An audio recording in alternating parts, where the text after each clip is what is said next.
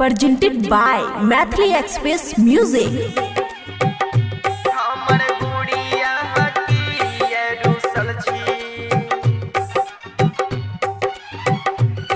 खुशी recording studio बलुआहा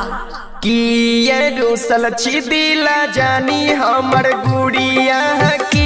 ये रूसल छी दिला जानी हमर गुड़िया कलियो कवन कसूर छोड़ के जाई छही दूर कलियो कवन कसूर सुन रानिया गे रानिया गे कि ये रूसल छी दिला जानी हमर गुड़िया कि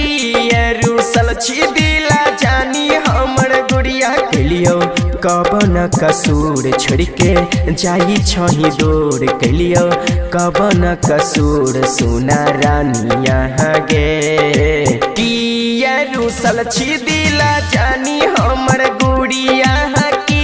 ये रूसल छी दिला जानी हमर गुड़िया कि ये रूसल छी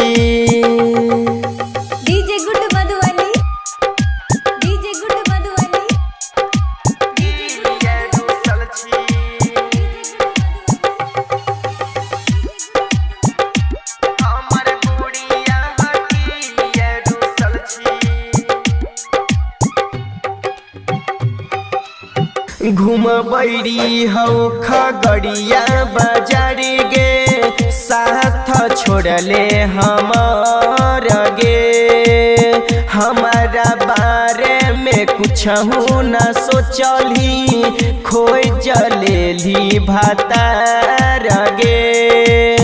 घुट घुट के हम जियै छियौ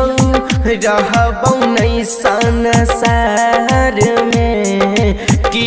ये रूसल छी दिला जानी हमर गुड़िया कि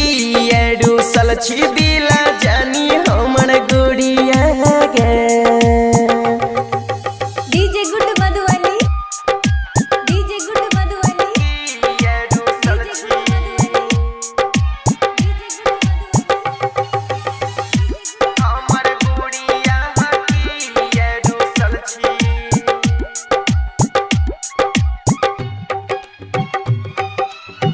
खुशी खुशी से लगबै छी मेहंदी यारबा के छुटतौ परान गे होइते बिहान जइबी ससुरबा रूपा सैया के संग गे के न बतैयौ बीतल अपन बतिया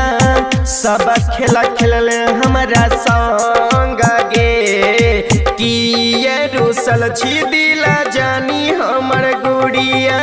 कि ये रूसल छी दिला जानी हमर रूपा गे खुशी रिकॉर्डिंग स्टूडियो बलुआहा।